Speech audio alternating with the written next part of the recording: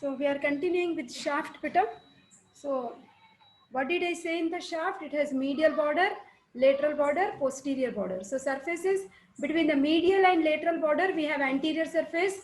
Between the medial and linea aspera border, we have medial surface. Between the lateral and the posterior border, we have lateral surface. Okay. Then actually in the lower one third, actually we will have four surfaces, because see here, this is, we have two borders on the medial side, two borders on the lateral side. How? See, we have medial border, we also have medial supracondylar line. Similarly, we have lateral border, we also have lateral supracondylar line. Like that, we will have anterior surface, medial surface, lateral surface, and posterior surface. Posterior surface is between two supracondylar lines, which is also called as popliteal surface. Okay, beta? So that is, that means along with medial border, we have medial supracondylar line. Along with lateral border, we also have lateral supracondylar line. Four surfaces. Very simple. Anterior, medial, lateral, posterior.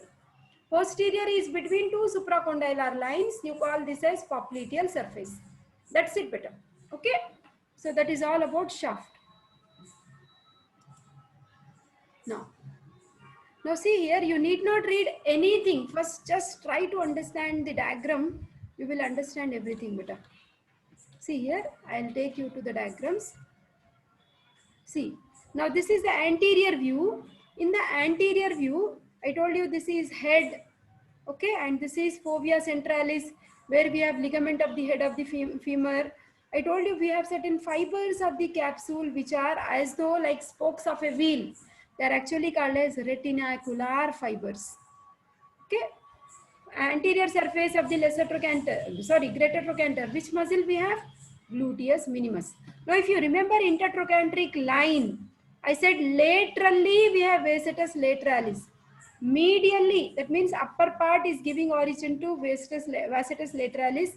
Lower part of the intertrochanteric line is giving origin to vastus medialis. Okay. Now, this is our shaft. Okay, this is anterolateral, and when you see from behind also you will see a part of posterior surface. From there you will get the other muscle. We have three vasci, right? Vastus lateralis, vastus medialis, and vastus intermedius. Okay, a part of origin of vastus lateralis is seen from the upper part of the intertrochanteric line. A part of the vastus medialis origin is seen along the lower part of the intertrochanteric line. Can anybody tell me what is the continuation of the intertrochanteric line on the shaft called as? What is the word I have used, beta? Intertrochanteric line. Here, what is the word we have used? Linea aspera is diverging into two, no? One was gluteal tuberosity and the other was Spiral line. excellent, Hema. Very good, spiral line. Now you should concentrate. See here, vastus medialis continuation will be on the spiral line. Okay, when you see from behind, that means it's also taking, it continues to take its origin from the spiral line. Very good. Okay, then apart from that, you are also finding the fibers of articularis genu is also coming. Okay, what are these two condyles? One is medial condyle. Near the head is medial condyle and away from the head is lateral condyle. So from the anterior aspect of the lateral condyle, we have popliteus muscle. Like biceps, brachia of the upper limb, popliteus is always popular question. 5 marks question. We should know origin, insertion, nerve supply, action. Now you should remember where it is attached in the femur bone. Okay, lateral epicondyle anterior aspect. Okay, so now do you remember lesser trochanter? I told you we have insertion of two muscles. Together we can use the word iliopsoas. Okay, iliacus and psoas major. Okay, that is. Both are getting inserted in the lesser trochanter. You can read it from the textbook later. Try to understand from the pictures, automatically you will write in your own words. Now see here, let us try to understand. See, this is linea aspera beta. That means which view is this? Posterior. So now linea aspera is diverging, right? So like we have medial extension is spiral line and lateral extension is gluteal tuberosity. We know gluteal tuberosity is receiving the insertion of which muscle? Gluteus maximus. Gluteus maximus. Okay. So in between these two, we also have one more bony elevation, which is called as pectineal line, from where you will see the insertion of pectineus. Okay. We see the insertion of pectineus. Between the spiral line and gluteal tuberosity, between the spiral line, between this is gluteal tuberosity and spiral line, right? Between them, you have the one more like bony elevation, you call it as pectineal line, where we have the insertion of pectineus. Now, see, if you observe, this is the spiral line. It is continuing with which lip of linea aspera? Medial lip. Medial. Very good, medial lip. The other lip we have is the lateral lip. Now see here, now let us try to appreciate the muscles originating. So vastus medialis is continuing its origin on the spiral line like this. So it has a quite big origin. It goes like this. Okay, vastus medialis. Okay, then vastus lateralis has come from the upper end of the intertrochanteric line. I told you it is going towards lateral aspect. So that means it is corresponding to the lateral lip of the linea aspera. Okay. This is the lateral lip beta. Okay, vastus, this pink red line, vastus lateralis. Okay, then vastus intermedius, I told you it is coming not only from the anterolateral aspect but also from posterior aspect, I said. So see here, this is the attachment for vastus intermedius. Now three vasci are clear, I guess. Spiral line and medial lip of linea aspera, we have vastus medialis, right? Then vastus lateralis, on the upper 2/3 of the lateral lip we have vastus lateralis, lower 1/3 of the lateral lip we have vastus intermedius, medial to which we have the origin of biceps femoris. Okay, so these are all origins beta. Apart from that, we have adductor muscles taking their insertions here. From where the adductors have come, do you remember beta? Ischiopubic ramus. There we found gracilis muscle, adductor longus. This is the pubic bone. This is the ischium bone. And this is the ischiopubic ramus. From the dorsal aspect, we have all adductors coming. Okay. That was origin. Review once again hip bone. You will it becomes easy for you. Now see here, beta. So we have the insertion of adductor longus adjacent to the origin of vastus medialis. As you go behind, we have the insertion of adductor brevis, and this long insertion, whatever we are finding, is adductor magnus. Actually, adductor magnus insertion will be so big, which is medial to the lateral lip of the linea aspera. It is extending just above the medial condyle of the femur in the form of adductor tubercle. Adductor tubercle. Okay, so this tubercle is, you can see if you have bone with you, just above the medial condyle, you have this bony landmark, you call it as adductor tubercle. Okay, that means, as the name implies, adductor magnus takes a large insertion.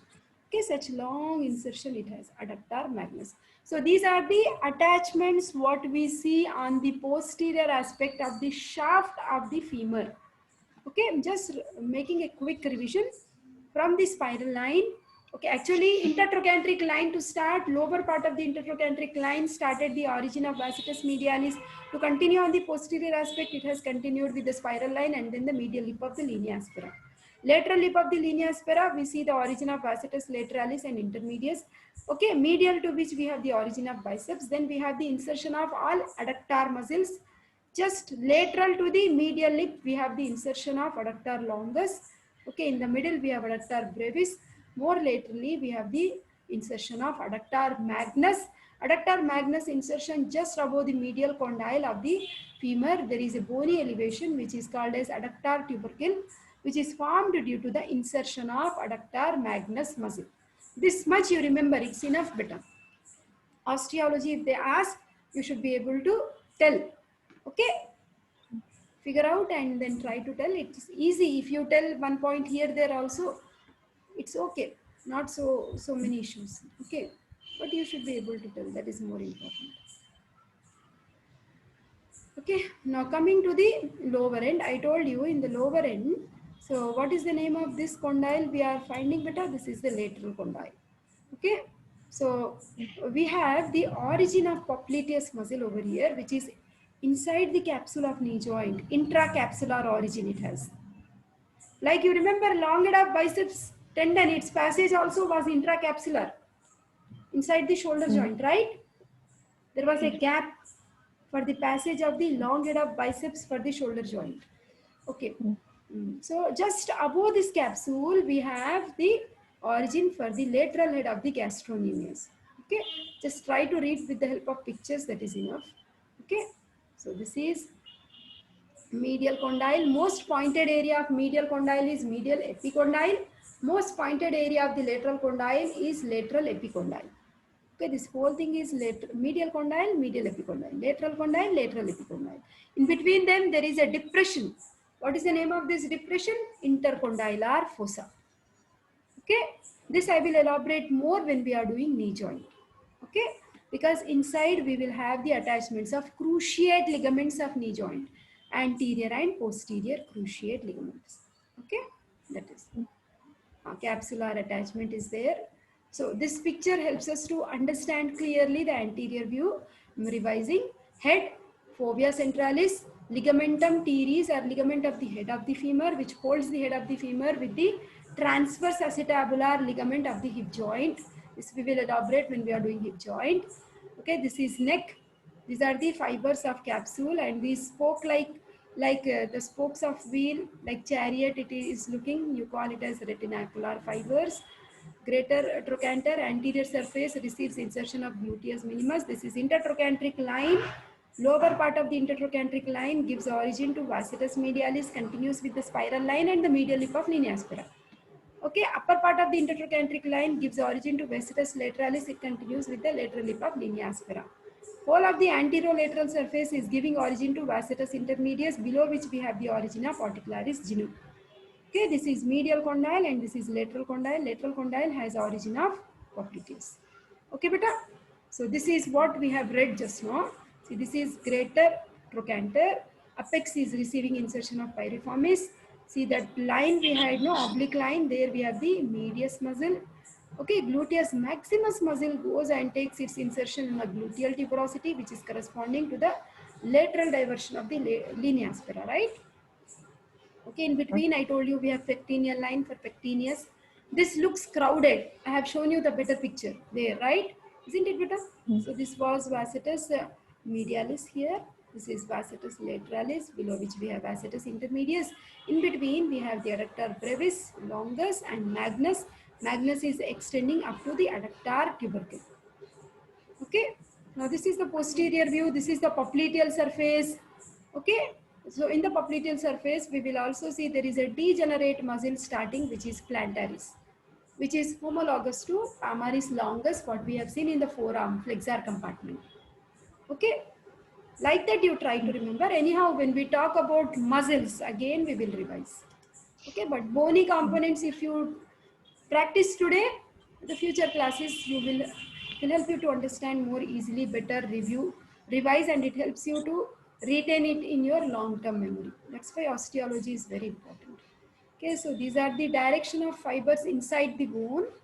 Okay, because this is the direction in which we are using the bone. So that's the C convergence, dense wedge, all these lamellae we don't require.